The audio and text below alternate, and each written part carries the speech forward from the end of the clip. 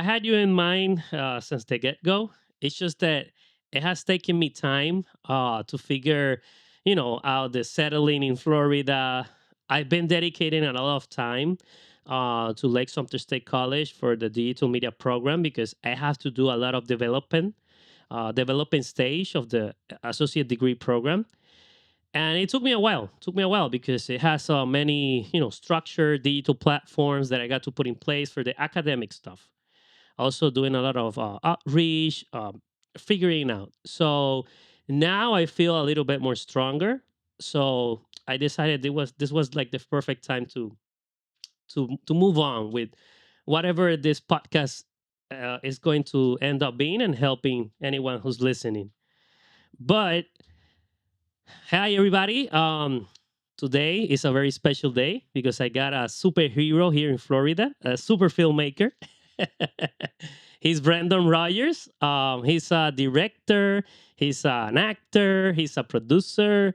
He's a little bit of everything in the community here at Central Florida. This is very important because he's also the director of the Central Florida Film Festival. So you know it here. This is the Filmmakers Room. So if you like the content, we're about to enter and talk on many different topics. Hit like, share, comment, all of that good stuff, and let's get started. How are you? I'm it's been a weird day, and I apologize to you, and I apologize to anyone watching. I'm not trying to look cool. I'm not trying to look distant. I had to have my eyes dilated today, and I'm very light sensitive anyway. So that's why I'm wearing glasses. I don't normally run around indoors in glasses, depending on obviously what's happening. Yeah, but some people are just cool, and trust me, you create this cool atmosphere, and I love it. I love it. That's usually because I ply people with alcohol, and then I look cooler because I did that, so Well, let's talk about you. I, sure. I want to hear about your career. How do you end up in the film community? Because I did saw your IMDb and I saw many things, but sometimes IMDb is just like the frosting in the cake. I want to really get Sure. into how do you end up being here? How do you start? Because you're a very important pillar here in the community, and I want everybody to know, what you represent and why. Well, thank you for saying that. Yeah. I don't feel like that, but I don't know, it's only you have your own impression to go off of. Um, I know a very important figure when I see it, and since the get go, I saw you giving opportunities to many people, and that for me is um, a very important person in whatever community or industry, because the industry can be already built and running, but not everybody gives opportunities. And your platform is a very important platform for that. So I thank you for that. Well, and again, thank you for saying that. I think also one of the things about running a film festival is that anybody who's in the industry and everyone on our team and our board um, are filmmakers to some degree or another. But when you're having to do your own career and whatnot, that you're always like your own product. But when you're doing like working for on a film festival, that it's bigger than yourself, and we've always prided ourselves with being a networking film festival and something where people can meet. So, you coming like as you did when you joined the community, I wanted to have you there because, hey, Andrew, you got to meet this person, that person, that person, and that's who we are, and that's who we try to be. We're not proprietary over the films or filmmakers. We want them to network and we want them to work together. Yeah, and that's my statement. I want to be clear on why am I saying what I'm saying about you is because I've been here in Central Florida for only 11 months, almost a year. So I'm going to have my first birthday. But you are the first one to actually give me a shot, give me a welcoming, a very, very warm welcoming. And not only that, I saw that in your platform, and this is very important because there's very few film festivals I see that have done this, and I saw it in your film festival. You brought all of the other film festivals to your film festival and did a mention, a shout out of each and one of them. Sure. And Yeah. for me, that's actually very, community building. Well, yeah, I've always tried to do that. I've been lucky enough to meet a lot of talented festival directors and other organizations throughout the community. So we've been building that year over year over year, and even this past year, uh, we had the Spooky Empire folks, Alea Figueroa, and the other Brendan Rogers. I'm Brendan Rogers. He's the other Brendan Rogers. But they're great people. They run Spooky Empire, and they have And You Films. They're based in Deland, and I love to sort of try to highlight the film community. We're not the only game in town, and we never, asserted that. So I really wanted to build this sort of filmmaking community so everybody can sort of benefit and profit from knowing each other and networking with each other. And where are we? Are we just getting started? Are we in the middle? Are we all the way through? Like, where is that process right now? Oh, I have no idea. I have no idea. I know. So the Central Florida Film Festival, was handed off to us in well, it's handed off in 2017. We actually started running it 2018. Um, but it was already a legacy film festival. I mean, we're going now, or in 2026 will be the 20th anniversary of the festival. So it's been going for a couple decades. And so where the journey goes, I don't know. It's like anything, it's organic. I mean, year over year, new things happen. There's new twists, there's new turns. We can project into what we're trying to do for, a given year, but 5 years down the road, who knows? I mean, I'd love to keep building it and advancing as much as we can with the local filmmakers and the local filmmaking community. Yeah, but and let's go back to your journey. How did you end up here in this position with this festival? Or a little bit about your career for the people who don't know, understand why you are the one who's leading this. Oh, it's terms of my probation. Can you explain No, more? no, I'm kidding. No, it's a joke. It's a joke. It's a joke. It's a joke. It's a but No, okay, but let me so explain. Remember, it's because the language barrier. Sometimes I I don't know. understand sarcasm No, I or know. Florida jokes. Sometimes many people have thrown Florida jokes. I still don't get. Other than being gators, I don't understand any different. No, no, no, no, no. No, I got here. I mean, it's too long a story to do the whole business of it, but I when I got back involved with theater, because I was on a hiatus from theater for a while, um, and I got back into it in, like, I want to say 2009, doing a number of plays in and around like the greater Orlando area. I came to become friends with one of my producing partners, and to make it as short as possible, he and I were working on a couple projects. There was a feature film and then a TV, a pilot for an adult animated series. And so what wound up happening was both of those projects fell through at the exact same time. One lost funding, one didn't have distribution. So we said, well, we're taking the whole, this is back in like 2014. We said, well, we're going to take the year off anyway to work on something. We have to do something. So we ended up doing a short film. It's a sort of a crime film, it's a diamond heist film. And the festival that I'm now running, the Central Florida Film Festival, was one of the festivals that film got into. And the following year, we did another short, and that got into the festival again. And in those two times, like the between it was 2015 then 2016, I kind of hit it off with Bob Cook, who was the founder of, or is the founder of, the Central Florida Film Festival, and at the time was the executive director. And he and I both came out of the theater, and we just sort of hit it off. And After that was in 2016, after the festival that year, because that's back when the festival was in September. It used to be on Labor Day. Um, he and I, you know, he called me and said, "Hey, would you maybe be interested in uh, like producing a feature film with me?" I said, "Sure." And so we were talking about that, meeting about that. And in one of our, I don't know, we were having lunch or something. Right in the middle of that, he brought up the festival and said, "Hey, uh, what do you think about? I'd like to go back to making more films, because he's a filmmaker. I'd like to go back to making more films. What do you think about taking over the festival?" That's not even what we were meeting about. And I was like, "Yeah, sure," because it took me by surprise. Like the easiest way to get me to do something is catch me by surprise. That's how I'll do it. Uh, but I said sure without really thinking about it.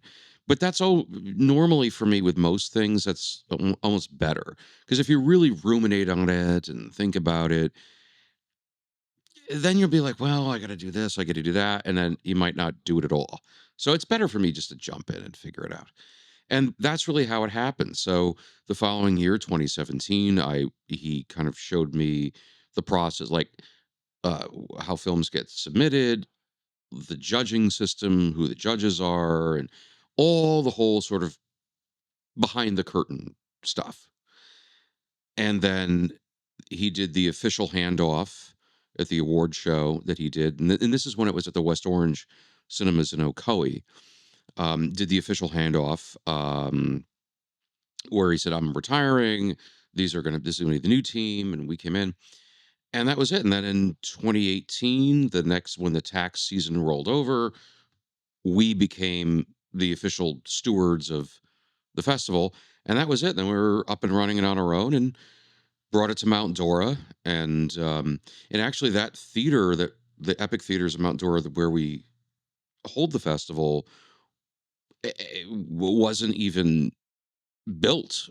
When I started talking to them, I think it was because we still had the festival in September at that point, and I feel like the theater opened maybe in July or August of that year, and then we were right in there in September. So it was brand new when we held it there. And then we ended up in the following year, we had to postpone the festival because of Hurricane Dorian in 2019.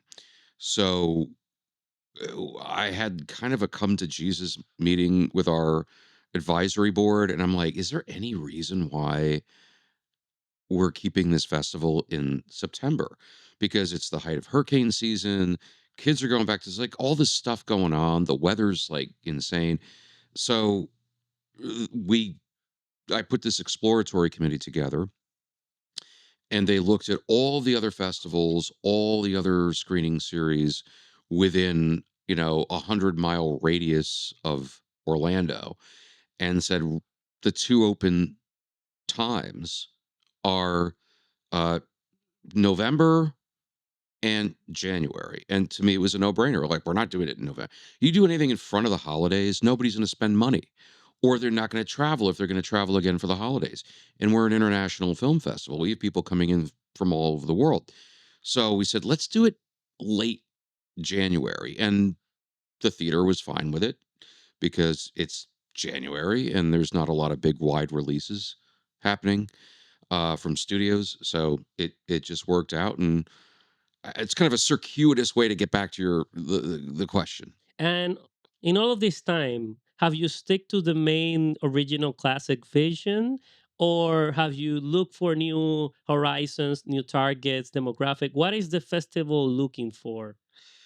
So yes and no. I mean, we haven't changed anything. I mean, this Movie Maker magazine in whatever it was, 2011, 12, something, said it was one of the top 50 film festivals for the entry fee because of the networking.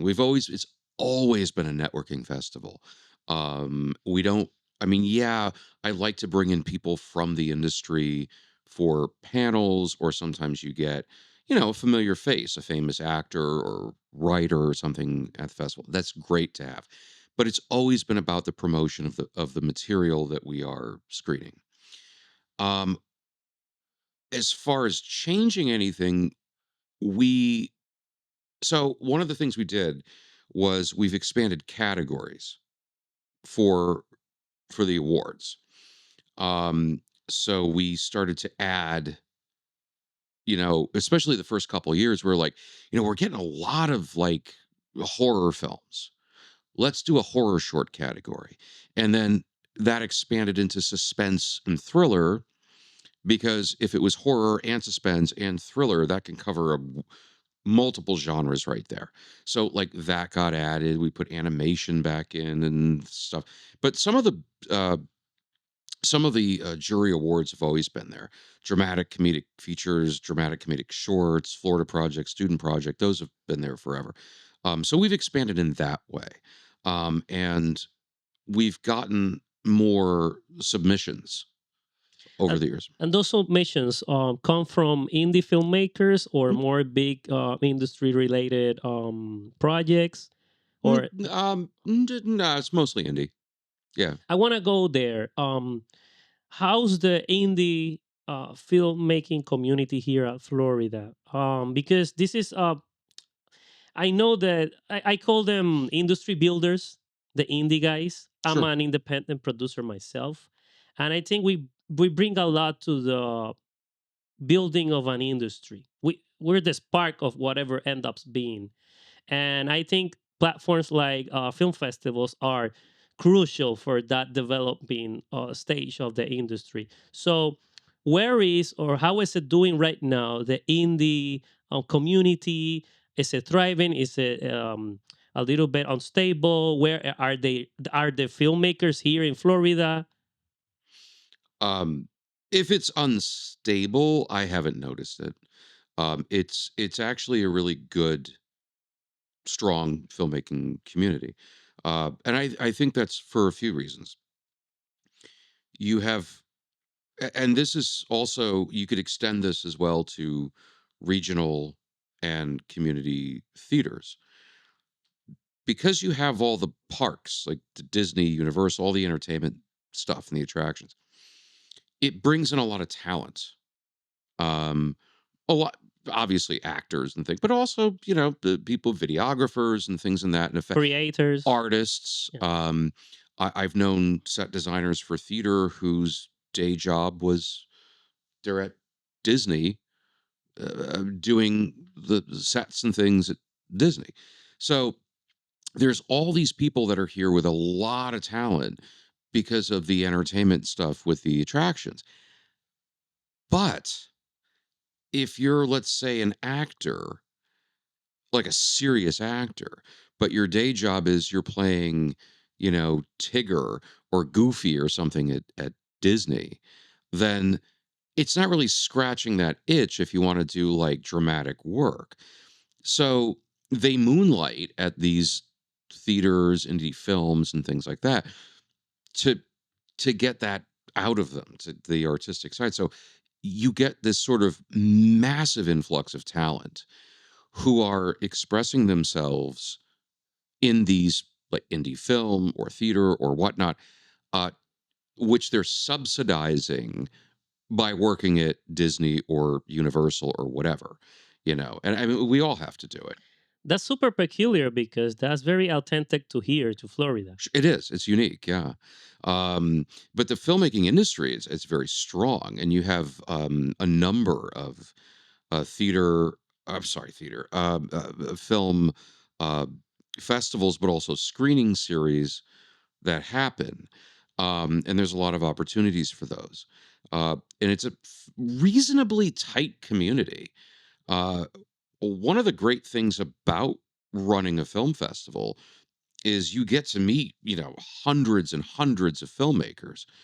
And it's a small enough community where you could see people all the time.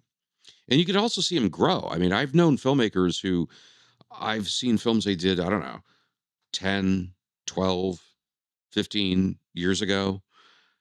and I see their stuff now, and it's like, wow. Like, they were good then, but they're better and better I over guess that's time. a very feeling of satisfaction and a very that's your prize at the end of the day. See Sure. the growing of those talents, those young people thriving. Oh, yeah. I mean, you want to root for people, and it's difficult with a festival because, we have judges on a selection committee when films get submitted to us, and they're not all going to make it. You Explain know, us a little bit about the juring process. I think that's a really interesting. well, so a filmmaker, like, we're on Film Freeway. We take our submissions on Film Freeway. Filmmakers will find us, and if I can't speak to how the filmmakers like to vet festivals. Sometimes it's how old are they? What are the prizes? Are they an Academy Award uh, certified festival? That sort of thing. Um, but if they decide to send it to us, we have a submission fee. We're a 501(c)(3) nonprofit. Nobody on our team makes money from the festival. It all goes back into the festival itself and the overhead costs of running it. They send the film, they submit the film, and then what I'll do is when it comes through on Film Freeway, we'll send the film to the judges and we'll rotate them through. So I'll take these 5 films and send them to these judges and then rotate those to another judges and that kind of thing. And they score the films. There's uh it's a numerical thing. So it's 1 out of 10, and there's 10 different criteria that they're scoring the films on.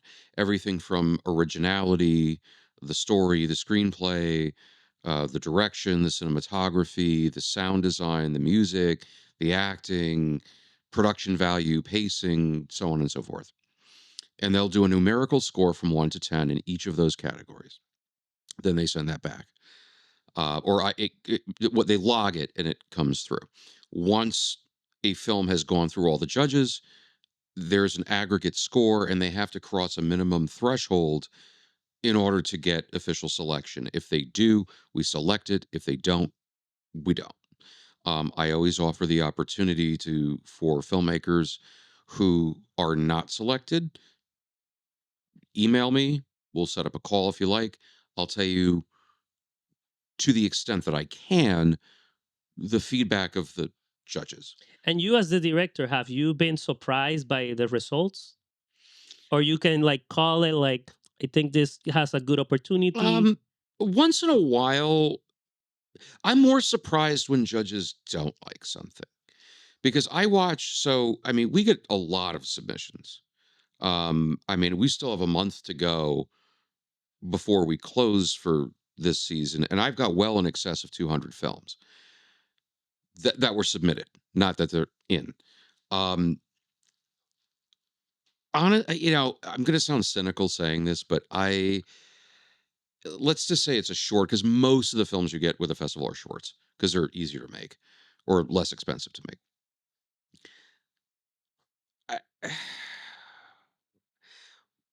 depending on how long it is, within, I don't know, a minute, certainly no more than 2.5 minutes, I know almost immediately if they're going to take this or not. You could tell. There's a, it has to do with the way it's filmed and the technical, and I'm just looking at it technically. Even though I'm not the one scoring the movies, I could kind of tell. Yeah, and let's go there. I got a special segment I was thinking of. I improvised this one thinking about the conversation we were about to have, and I knew this was gonna come up. So let's go for the good, the bad, and the ugly Sure. of short films. Okay. So let's start with the good. What do you think is a good short film, or if any student is listening to us, what should they be, looking for? Ooh. Oh, wow. Um, well, first you have to have a story that one wants to watch. The best compliment that I could give any film that's like on our end that gets submitted to us is if it's that good. you start watching it and you forget you're watching it.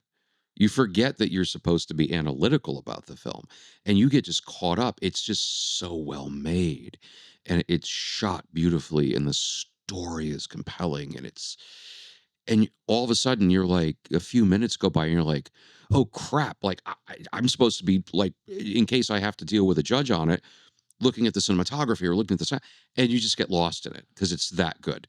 Um, it's really that. So story is king. Story is, yeah, it's king because it's always king. I mean, I think if you look at the evolution of narrative fiction, it goes back to a campfire story. You know, it's that. It's like if you're sitting around a campfire and you're coming up with the story, you are the author, you're playing all the characters because you're acting it out for all the kids or whoever's around the campfire, and you're doing the whole narrative. Everything beyond that, I think, is just an enhancement of it, you know? So take the campfire story, put them on a stage. Instead of you playing all the parts, you say, you're going to play this, this, this, and that. And then you have the actors acting out the parts they're playing.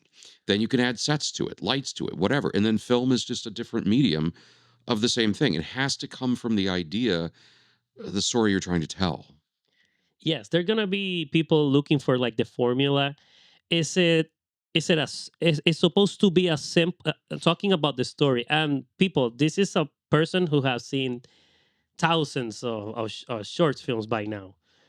So this is very important. His insight. So do you think they should go for a more simple approach, a complex approach, or somewhere in the sweet spot in the middle? I think they should tell the story that they can tell. Um, there are many filmmakers are uh, they're unique. They're all unique. I know filmmakers that will tell the story or tell a story uh, in a non-linear way. I know other ones who are very formulaic and they say, okay, by page this has to happen. By page that has to happen. I think, you need to, when you start thinking about filmmakers, um, they don't, there is no standard thing, if you're talking about, Quentin Tarantino, the Coen brothers, Jim Jarmusch, Sam Peckinpah, Paul Thomas Anderson, Werner Herzog, so on, so on and so forth, they're all going to have unique styles. But the clearer that your idea is to you, that you can see it and make it, that's all that matters. I don't think, there are films that are told backwards. Memento, one of Chris Nolan's early films, was the whole film was basically backwards. Well, it was part of it's backwards, part of it's moving forward. But as long as you're clear, as long as you tell your story with clarity, you could tell it however, but you have to understand the medium. And then the world is yours. You could do it however you want. I think that's the perfect answer. I talk about that in my book. Directors, storytellers come in all shape and sizes, or colors. They're all unique. You have to find your own voice, and maybe it's gonna take time to develop. No, maybe it's not gonna be the first one, but you will start to noticing some patterns about yourself because movies are just a reflection of what you're trying to tell inside. Sure. Yeah. So eventually, you will get better at storytelling Oh, yeah. and you will tell a very coherent and impactful story and meaningful story. Your story is important and it needs to be told, but it needs to be told from your point of view. It does. I just had actually, because I think I mentioned one of the things that we offer for our filmmakers who do not get selected is I'll set up a call, talk to you, I'll give you whatever feedback I have, and then I do that, and then I talk to them filmmaker to filmmaker. I said, look, this is not on record because it's not something our judges said, but As a filmmaker who watched your film, this is advice I would give you. And I did that. And like I just did when I talked to a young filmmaker yesterday, uh, I told them that, look, at the end of the day, you made a movie. It didn't get accepted into our festival, but that doesn't mean the movie's bad. It just means it didn't cross a scoring threshold. But here's the thing. I, I've met dozens and dozens and dozens of people who are like, I got an idea for a movie. I'm going to do this. I'm going to do that. But what? And they never do it. And then 6, 8 months later, they got, oh, hey, I got another idea. Like, okay, but you didn't make your last ones. So I told this filmmaker, you made a movie. You already did it. And here's the thing, you've got to make mistakes. You don't learn from success, you learn from failure. You have to make a bad movie before you make a good movie. And then you have to make a good movie before you make a great movie. It's okay. It's just a movie.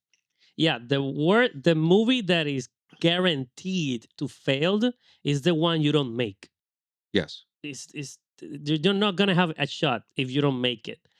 And definitely movies are not perfect. They never are, but that's No, part of the craft. They're sure. supposed to be imperfect. And it's subjective, It's subjective.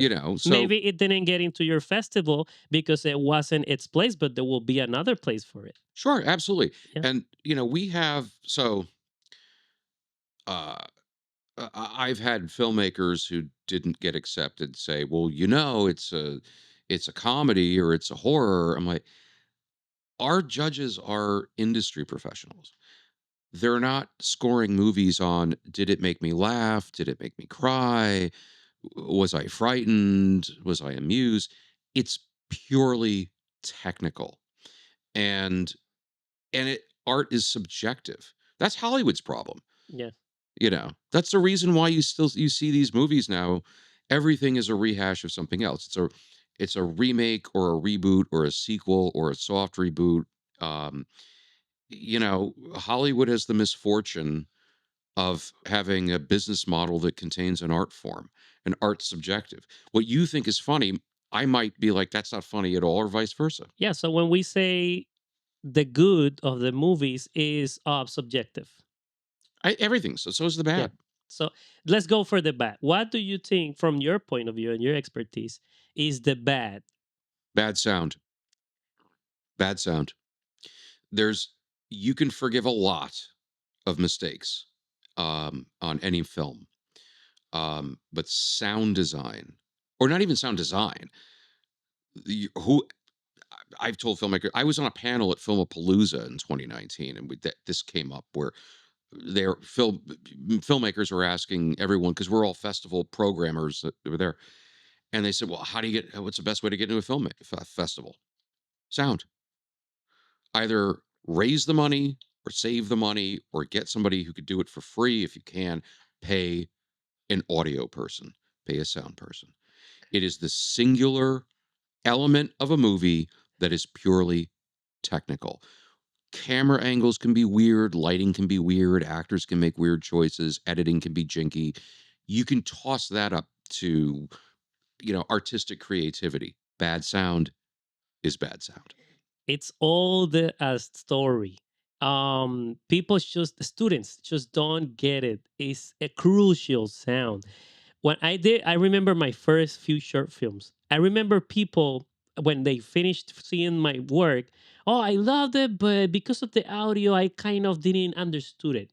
Mm, I said to myself, "Oh, this is never gonna happen to me again. I'm gonna make sure the actors swallow that microphone. yeah, They're gonna the microphone is." So what I did, I started doing the audio myself just to make sure. sure. This was my my first steps, and that's why it took me to figure out it was so important because I want people to understand my story, Mhm. and this audio is the is the way for they to listen to my story. It's like going to Yeah, the campfire again.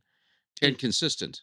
yeah, That's why you have to have someone who knows audio, because all of a sudden, if you have an OTS shot or over the shoulder shot of someone outside of a door outside, and then someone inside a house, let's say, and they're over the shoulder, and the audio doesn't match because they're shooting one person from the outside, one person from the inside, and it's jarring to listen to. A lot of people, young filmmakers don't even know what room tone is. It's just a thing you learn. Yeah, and it's because audio, our antenna, our ears are so sensible to audio Hmm? that you can't stand it. People will change the channel if they don't like it. They will just go for the next video, or they Sure. will just step out to the front theaters. And this is a real bad problem. Student filmmakers need to figure out before submitting your work. Honestly, is your if your audio is not right, don't submit it. Work on it first. Hmm. You can actually in post production fix a lot of the audio problem. You can do ADR, you can do narration, whatever. Just make it work. Just make it sound clean. Sure. That's the bare minimum. Make it sound clean. And honestly, with today's technology, there's no excuse. No, no, you could do that. And the other thing too, I found with uh I say less experienced filmmakers, if it's their first or second film. Um, Another thing that can help them sometimes is bring in an outside editor. Bring somebody in, give them the script, give them your raw, and then say, go to town. Because the movie's not going to be precious to an outside editor. They can kill darlings right and left because they don't care about them. They didn't write it, they didn't shoot it. So that it's helpful to have that perspective because sometimes filmmakers will cling to a scene or something because it means something to them, but it's really not needed for the film. And it's a third party can come and say, I know you like this, but you really don't need it. And maybe that shaves off more time and you have a more streamlined film that tells the story more effectively. Now let's go to the last one, or the biggest elephant in the Mm. room. What's the ugly? We got the good story, the bad audio, the ugly. What's the worst short film you can make, or the element, or what's the worst thing, the most Oh, ugly? I mean, it's hard. It's hard without giving examples, and I'm not going to do that because I mean, obviously, this is going to go out somewhere. I'm not going to embarrass anybody, but I've seen. Let me put it like this: I've seen films over the last however many years now doing this. Uh, I've seen films where I wonder whether or not the filmmaker knows what a movie is supposed to be. They'll they don't know how to light things. The audio is like obviously camera audio or something. You hear it bouncing off the walls of the room they shot in. They'll break the 180 rule, and you don't know who's looking at what. Uh, you know, it's way too long. There's so many things you can do that can make it not work. Let's stick with the. I told you we're going to go for that one. Let's stick with the duration. I think Sure. duration can be a movie killer, Mhm. because I say it is ugly because maybe it was a really good concept, a really good quality, but you just had to make it long, or you had to cut it before it was supposed to. And that can be very frustrating for the viewers. I'll give you actually an example of this. I had a conversation with a filmmaker a day or two ago who, oh, I didn't want to knock your thing over.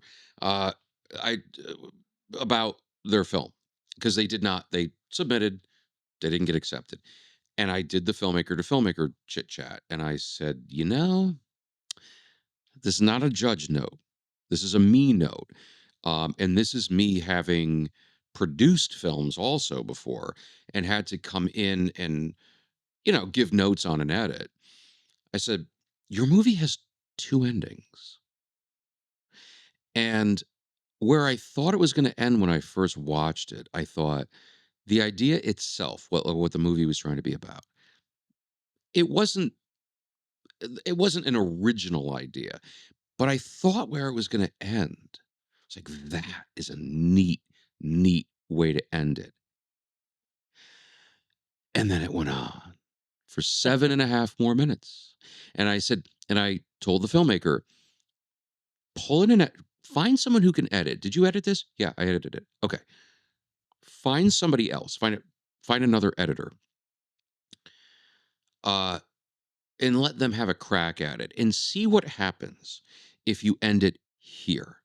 Because then instead of having a 18 plus minute movie, make a few more cuts, you'll have it like an 8-minute movie. And it's much tighter. And then it has a satisfactory ending because everything after the first ending, the value just replays itself because the same thing happens in the second half of the film. Just end it there. It's okay. You know, It's okay to let it go. kill your darlings. I think it's Hitchcock that said movies are like real life without the boring bits. Yes, Just cut away the boring parts. sure. I mean, a lot of filmmakers, they it takes a while to get there, especially if you write your own films. I get it. You know, I mean, we've all had to chop.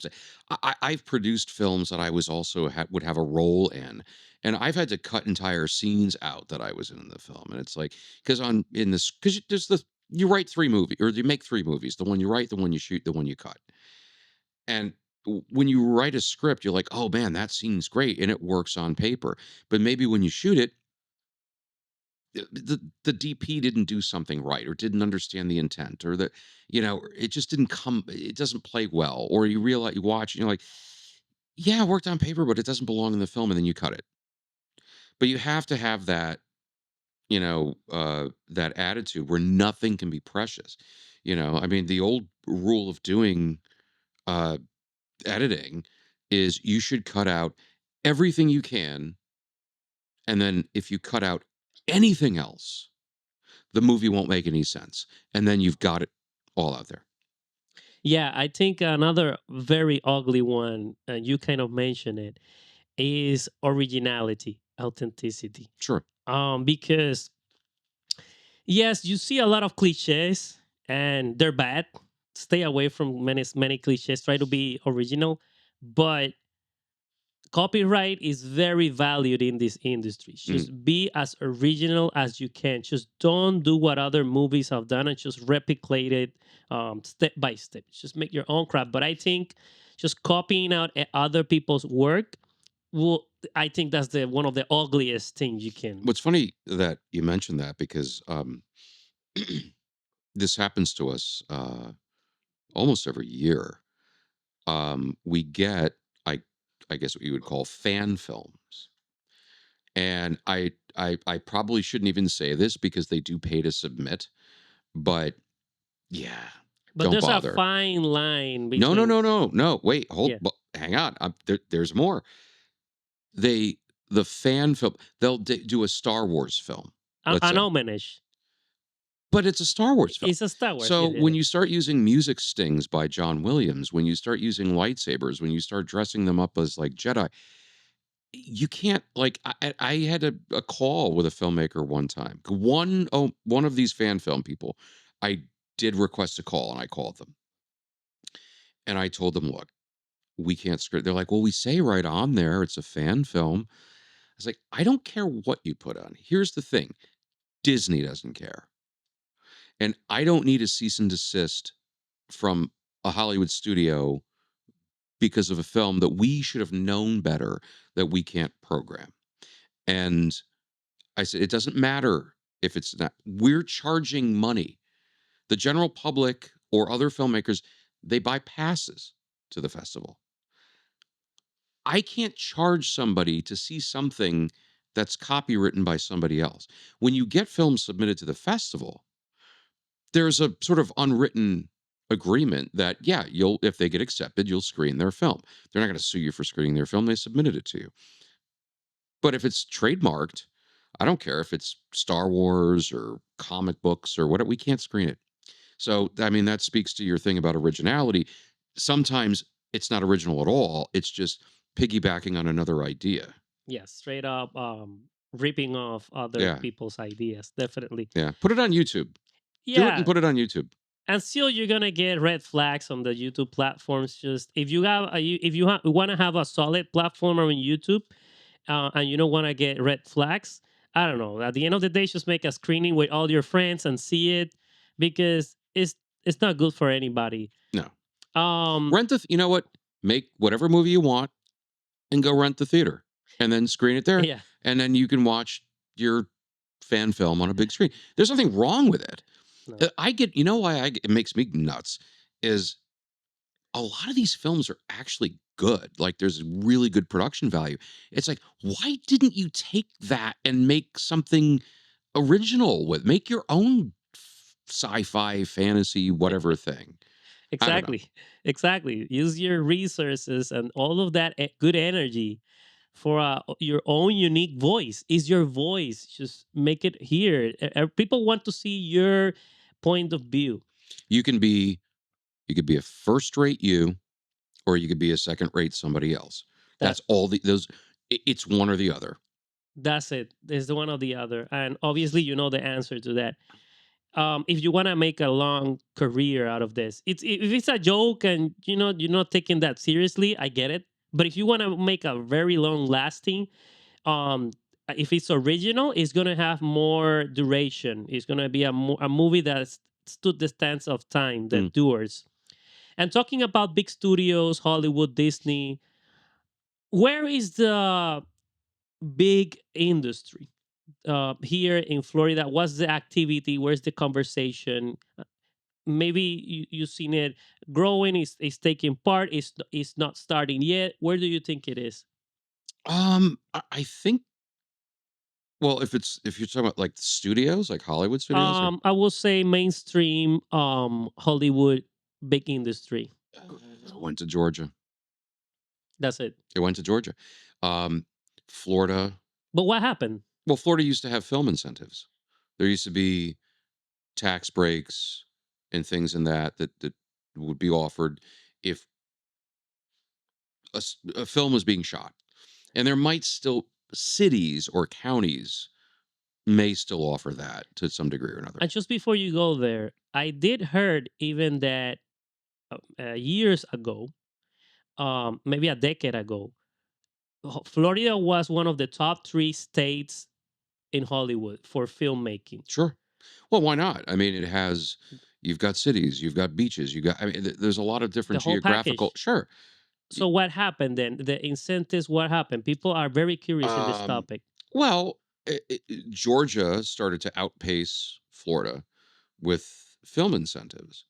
And then you had the Hollywood, major studios building, and Tyler Perry's got like a monstrously huge studio there. More power to them. They're obvious. I've known a lot of people, actors or filmmakers from Florida who've migrated to Atlanta to do to try to get into that. The problem now with that is that you've got it's the Hollywood problem. There there's everyone ran there and there's not enough work for everybody. So it's the same thing with LA where it's like, yeah, everybody's got a screenplay, everybody's an actor, but there there's not enough work to sustain that.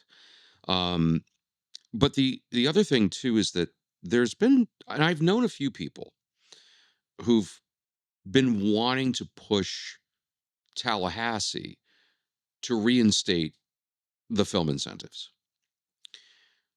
Here's the rub. The Georgia or the film industry in Georgia will lobby Tallahassee politicians to keep tax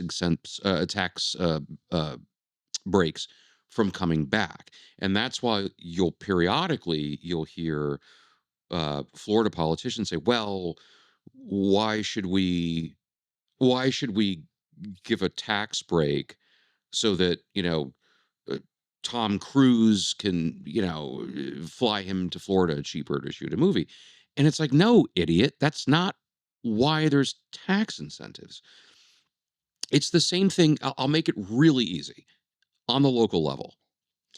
You'll have a community theater, you know, here in Leesburg, you've got the Melon Patch Players. They're at the Tropic Theater downtown on Main Street. You've got Bay Street Players in Eustis. Even the Ice House Theater in Mount Dora is close to downtown. People come out to see a play. They're either before or after or both going to go out for food, drinks, whatever. It's an economic driver. It's not charity for the arts. It is a subsidy, of course. We get grants. We're a nonprofit. But the thing is, you're bringing people in. They'll stay at hotels or they'll go to restaurants or they'll go here. That's why it's important to financially support the arts, is because they're doing a lot for the other businesses. Well, the same thing with the tax breaks that the films would get is, it's not about giving tax breaks to celebrities.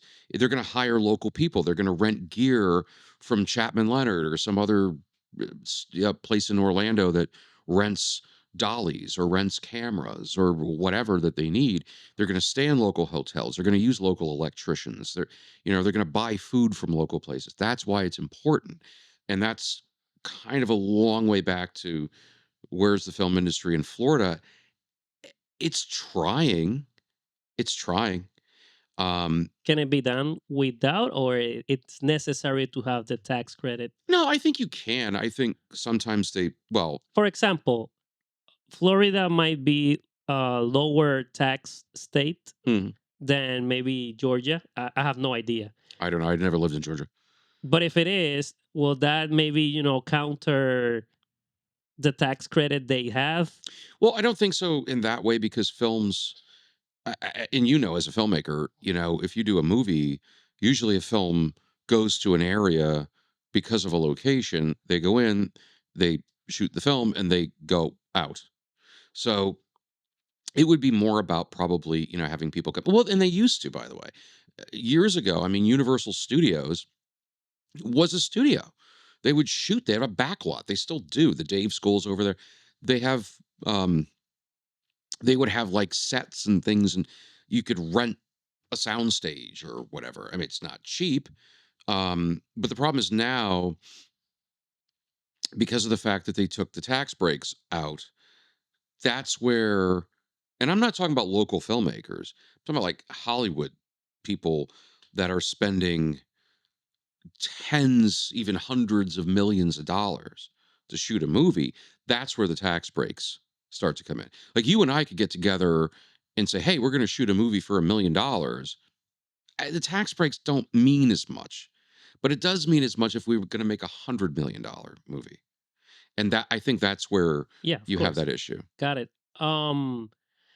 Where is that conversation happening right now at the legislation, or is not happening? Your guess is as good as mine. Hmm. It comes up and then it goes away and it comes up and then it goes away. I mean, that's really it. I have not heard uh, anything lately about the return of tax breaks. So I'm going to go with the assumption that nothing's happening at the moment. But it's like anything; it's follow the money. I mean, years ago, Yeah. they all of a sudden like Vancouver did a thing, and all these Hollywood films were shooting in Canada, and then they built 20th Century Fox or whoever built studios in Sydney, Australia, and everything went to Australia to shoot. Yeah, money is gonna follow wherever least resistant is. Yeah, We have to kind of offer something to the table, to bring some yeah. of those interests here to the state. Definitely. No, it does, and I think look, this as long as you have the locations that are available in Florida and Disney and Universal, there's always going to be Activity. stuff happening. Yeah. Sure, sure, and there is like, th- pardon the expression, there is a metric shit ton of talent in Florida. The filmmakers, I see them every year. There's a lot of filmmakers that I've come to know. They submit films to us every year. Many of them get accepted, especially the ones that are really good. There's just a ton of talent, and you don't sometimes know where the hell these people are coming from. It's like, I saw a film for our first year running the festival. It was two 18-year-old filmmakers from somewhere South Florida. shot a movie. They went to Canada to shoot a movie that took place in London. Hmm. It was a 6-minute movie. It was this close to winning best dramatic short, and they never shot something in their life. It was brilliant. You don't know where these people come from, but you love it when you see them. You love it when you see their products and their material. But So we got the talent, we got the resources, we got the locations. Maybe we just need to start the conversation like we're doing right now to keep oh yeah, talking about it until, things start to move. yeah. I mean, it's a cliche, but it's like, call your local politicians, call your local legislatures, and say, hey, we want the tax. I'm a filmmaker. This will bring in business. Yeah, I think it's a good start. Where I came from, Puerto Rico, we started just like that. We didn't have any industry. We just had activity. Sure. We started very small, but the more we kept talking about it. Now they in Puerto Rico they even had an official s- uh, uh, a day of film. The government made an official day and everything. So we have made some strive in the last 10 years. We can definitely, because of the resources here in Florida, make it in less, but it takes time. We just need to start talking about it. Yeah. Brandon, thank you for all of your knowledge. I appreciate all of the information, especially for my students. And obviously, receiving me here in Florida. I think you're a very important figure for the community. And especially with all of your work here you're doing, and for giving us opportunity to the filmmakers. Um, where can other students like me? I still consider myself a newbie. Um, but anybody, where can they find you? If it's for the festival or for maybe a consultation or advice. Oh, I'm very easy to find. I mean, but I'm on Facebook. So is we're Central Florida Film Festival on Facebook, at Sunflow on Twitter. I refuse to call it X. We're also on Instagram. I don't run the Instagram accounts. But yeah, I mean, we're very easy to find. We do have a website. We only really update the website closer to the festival because most of the time people are just using it for scheduling, like, oh, what's the schedule this year? What films are in? And that kind of thing. But yeah, no, I can, if they can find you, they can find me because you know me. But yeah, I'm very easy to find. I'm all over the place. I mean, I'm like the least difficult person to find. This is your platform. You want something more to add, or Um, no, I can't think of anything. I mean, I'm Brendan Rogers. I'm on Facebook. I'm on Twitter. The festival, Senflow's on both. Find Senflow, you could find me. Um, and that's like, that's really it. Otherwise, it's just, running from one thing to the next. And this is our busy time of the year because we got the festival coming up January. What are we this? 23rd, 24th, 25th of 2026 at Epic Theaters in Mount Dora. there you go. You heard it. This is the Filmmakers Room. You can always also follow me, Andrew Hernandez, director, in all of the platforms. And you can follow the podcast, the Filmmakers Room podcast, in Instagram, in YouTube, in TikTok, anywhere where you can still hear more content just like that. Other industry professionals or ordinary filmmakers that are just starting out. Different content for everybody. So thank you so much for being here, Brendan. Oh, it's my pleasure. Thank you for having me. I'd love to do it again sometime. When you run out of better people to talk to, just call me back on a rainy day. I'm happy to come back. Definitely will be in the second edition. This is just the pilot, so we'll continue. We'll have you again with better questions. Oh no, it would be my pleasure. Well, thank you so much, everybody. See you in the next one. Thank you.